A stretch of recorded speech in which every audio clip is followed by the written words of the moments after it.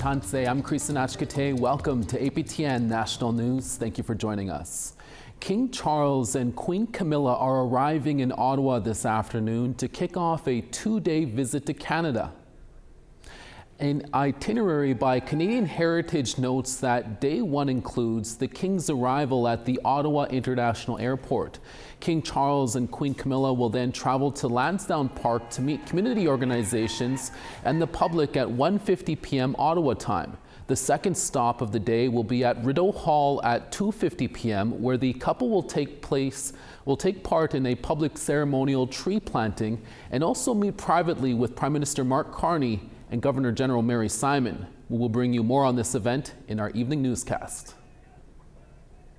The Chiefs of Ontario have gathered at Queen's Park this morning to voice their concern and opposition towards Ontario's Bill 5, a bill that was created by the Doug Ford government in response to U.S. President Donald Trump's tariff threat that would, quote, protect Ontario by unleashing our economy.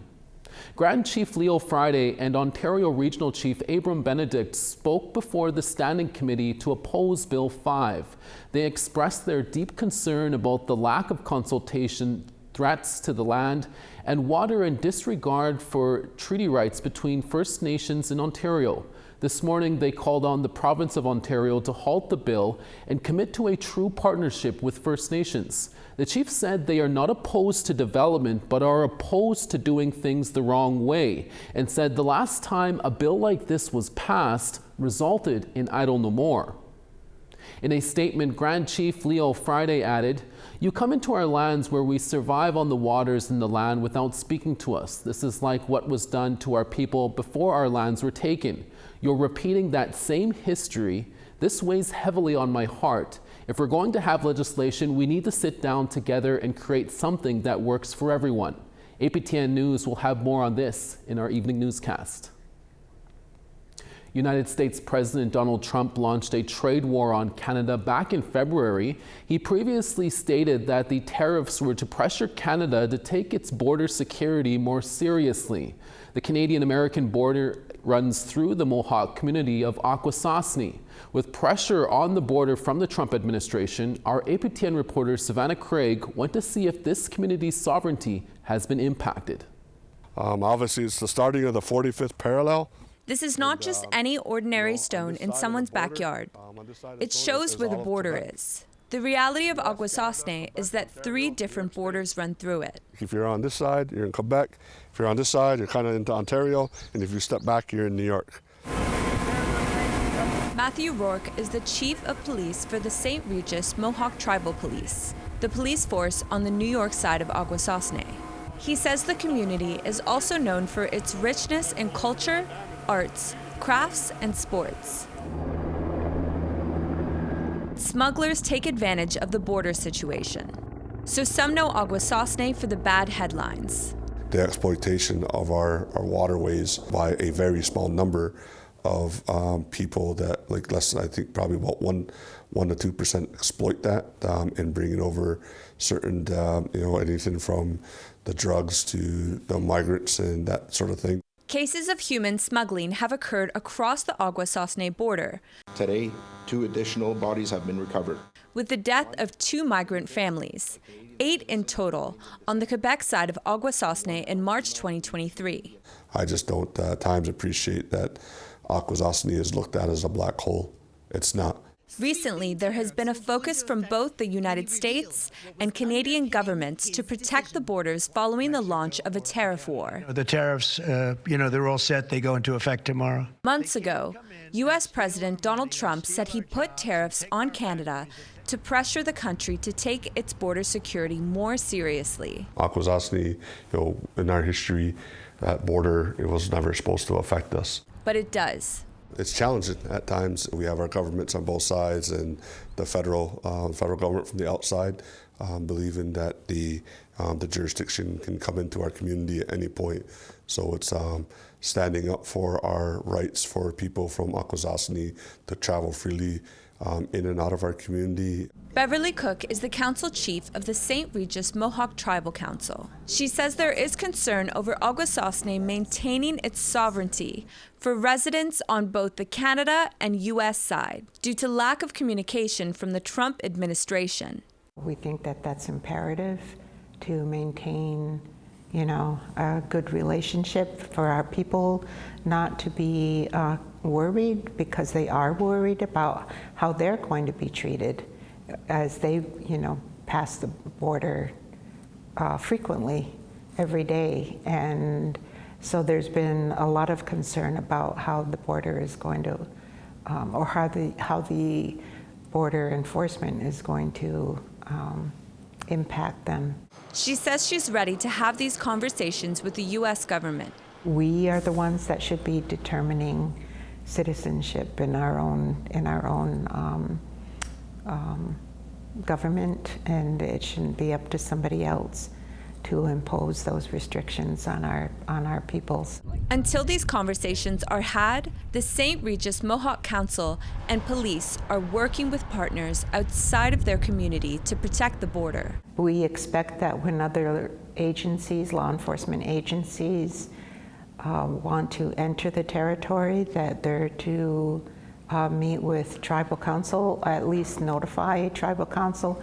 And if they do that through our chief of police, that's fine too, but advance notice is always expected and usually is respected by the outside agencies. So that basically gives us control over who enters the territory.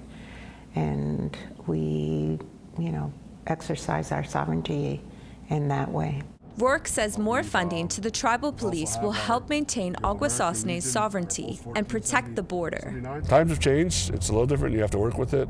He says the majority of the tribal police's funding comes from the St. Regis Mohawk Tribe's General Fund and from the Bureau of Indian Affairs, as well as grants from other American federal departments. If we had some more funding opportunities, if this border is going to come out from this new administration, we could buy us more vessels, but also give us an opportunity to hire more police officers so we can have a more persistent and more reliable Marine unit out here, because my team's small. He says there is competition across American tribes to access funding from the Coordinated Tribal Assistance Solicitation, also known as CTAS. There's so many other nations who are taking their sovereignty very important and want their own police departments, that the number of people applying are getting bigger, but the pot of money is remaining the same.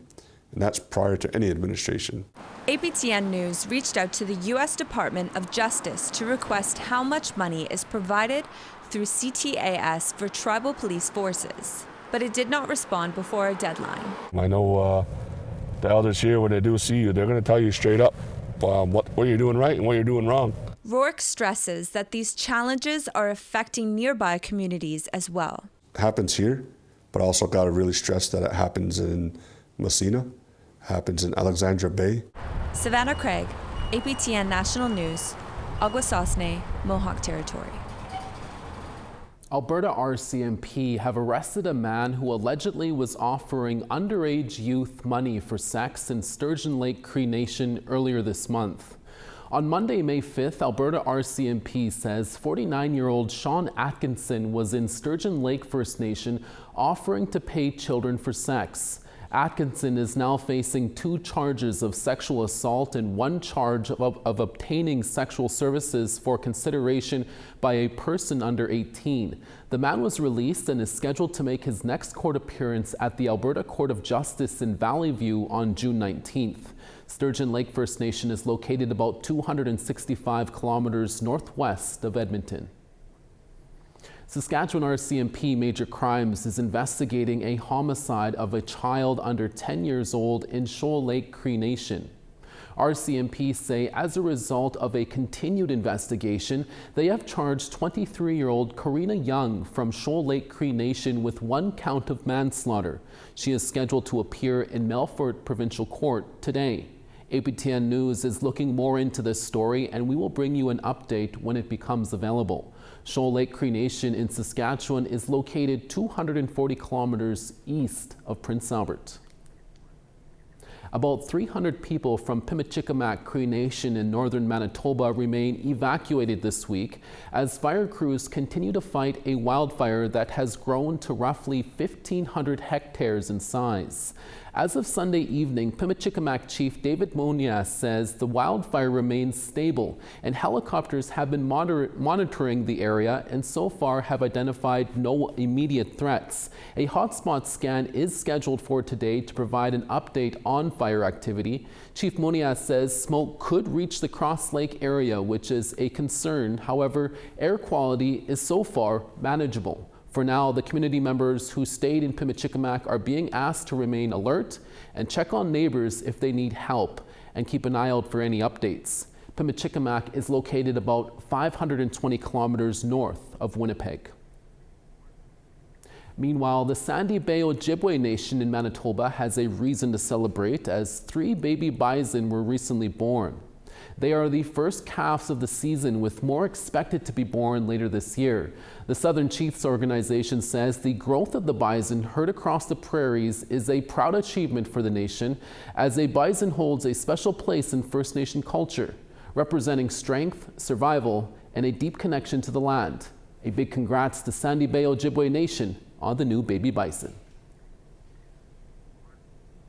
We're always looking for your feedback or story ideas. Here's how you can continue the conversation with us. If you have a story you want to share, send us an email to news@aptn.ca. And to read and watch our stories, you can go to aptnnews.ca. And you can also find us online on your favorite social media sites, including TikTok, YouTube, LinkedIn, and X. Follow APTN News to join the conversation and see our latest stories. We have to take a short break, but when we come back, we'll tell you about a Gwich'in woman who has become the first lawyer of her community. Stay with us.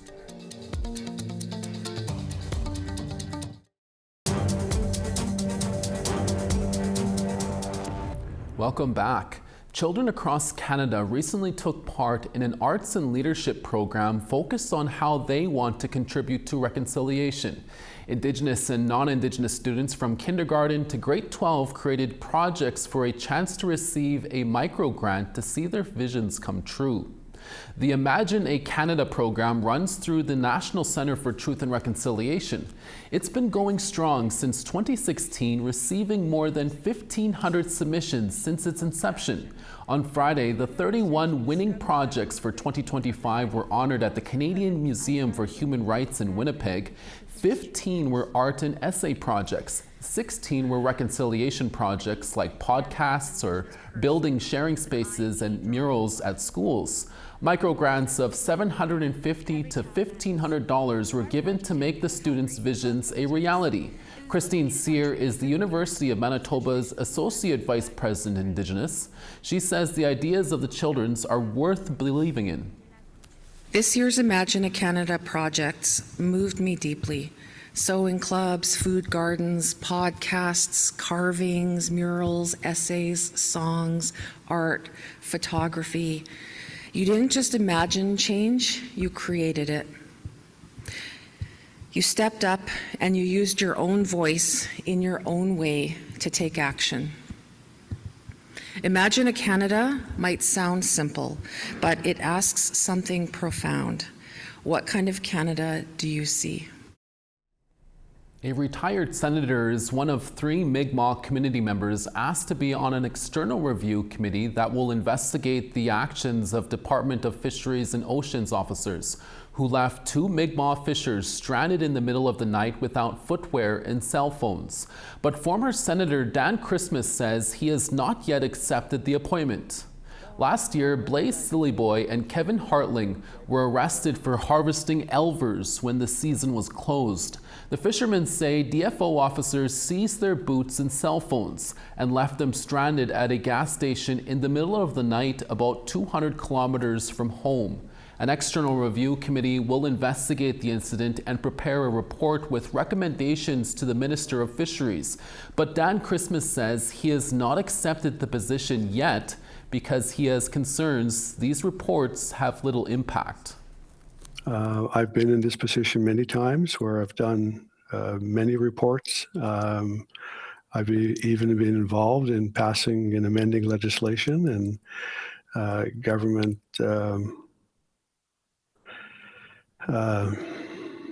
doesn't even honor the legislation that's been duly enacted by Parliament. Well, I've been part of us. An Indigenous law graduate from Canada's North is celebrating a big accomplishment. Not only did she recently complete her master's degree in law in England, but she's also breaking barriers for her people, and far from home at that. APTN's Sarah Connors has that story. Julian Chapez. After years of hard work and sacrifices, Julian Chapez received her Master's of Law degree from the University of Law in Manchester last week. It's a big accomplishment for the 24-year-old, and with good reason. Chapez is the first law graduate of Gwich'in descent. The odds were obviously against me in that aspect, especially being First Nations, coming from a small community, so I'm very proud to be where I am at this moment in my life. Chapez was raised 200 kilometers above the Arctic Circle in Nunavik in the Northwest Territories. She originally wanted to become a police officer, but changed her mind when she became interested in politics. She credits her mother, Wanda MacDonald, a former chief operating officer for the Gwich'in Tribal Council, for encouraging her to follow her dreams. She demonstrated the fact that the long hours that she worked, those are the long hours that I now put in.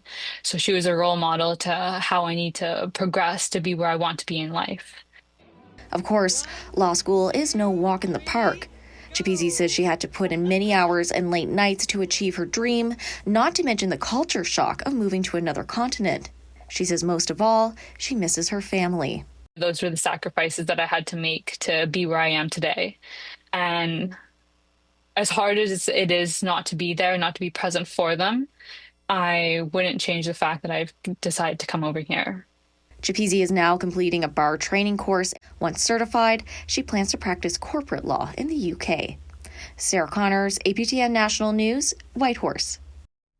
And now here are the results of last week's web poll questions.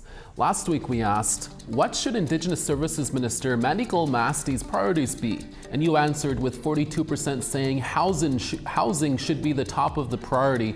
Next at 34% was water, and third was child welfare at 24%. Our next question was, does your community have an emergency management plan for this year's wildfire season? A majority were not sure if they had one in place at 60%, 31% had said no, and 9% said yes, they had plans in place. And lastly, we asked, are you rooting for the Edmonton Oilers now that they're the last Canadian team standing? 51% said yes they are, 27% said they don't watch hockey, and 22% said no. Thanks to all who took the time to vote. Our next set of questions will be up on our website at aptnnews.ca. We have more news after the break. Stay with us.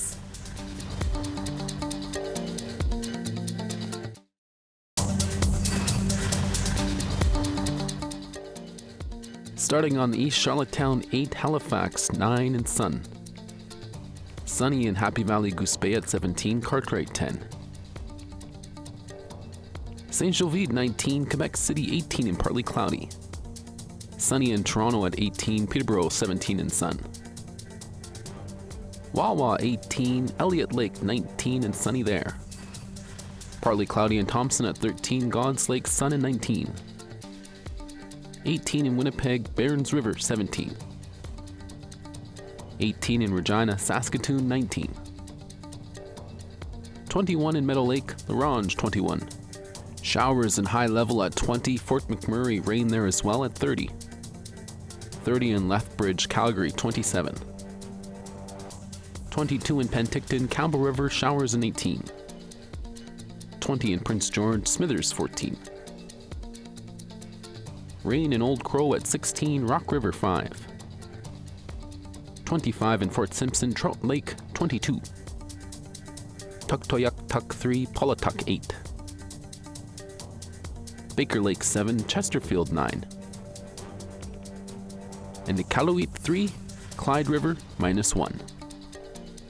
It was years in the making, and after a lot of hard work, APTN launched their channel dedicated solely to Indigenous languages. And this week in Vancouver, APTN executives celebrated that work. APTN's Tina House has that story.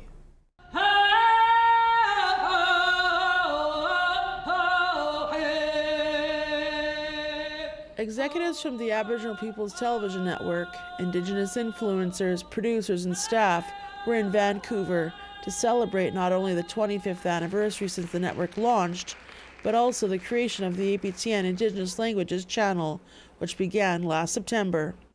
The event took place at the Bill Reid Gallery in downtown Vancouver and was hosted by Nouvelle Nationale d'APTN host Kim Sullivan. For Indigenous people, language is not just communication. It is a way we share our stories. It is a way we share who we are. It is a way that we can make sure that generation after generation understand just our ancestors, our land, our way of knowing. Now we're taking a giant leap forward. Introducing APTN Languages, North America's first national Indigenous language channel. From dramas to documentaries to movies, APTN Languages is preserving and revitalizing Indigenous cultures.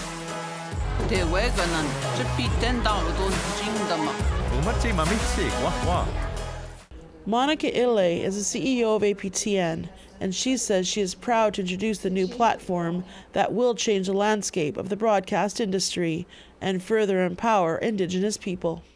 Some people lost their language through residential schools, and how they're reclaiming the languages just shows the importance we give to languages, because when you lose your language, you lose a part of your identity. So reclaiming that is key to your future. Since the launch of APTN in 1999, so many milestones have been reached as the first Indigenous broadcaster in the world. Since then, APTN has continued to celebrate programming by, for, and about Indigenous peoples. We deliver shows, movies, and documentaries to millions of households across Canada. Mike Omelas is the Executive Director of Content and Strategy, and he says he is excited to see how this new channel can help revitalize Indigenous languages, many of which are on the verge of extinction. What a fantastic night. There is so much passion for reclaiming and revitalizing Indigenous languages and support for APTN's new language channel that's broadcasting full-time in a variety of Indigenous languages, more than 17 every year. We're just thrilled to be here and meet producers and encourage them to tell more stories in their language, because there's a home for them now on APTN Languages. Tamara Bell is a producer who has had many TV shows air on the network. She says she is proud to see APTN leading the way and creating opportunities like never before. By having APTN there, the language is phenomenal, because it's a preservation for 7 generations forward. So what is lost is now preserved and then can be learned. And so by having that station, it allows people to connect with their language, which is one of our most precious assets in our treasure box. APTN and APTN Languages are both available to most Canadian households through basic channel packages. Tina House, APTN National News, Vancouver. And that's your daytime newscast for this Monday. We're back again in a few hours for your evening newscasts. From all of us at APTN National News, hi miigwech masicho kwana. Thank you for watching, and we'll see you again next day.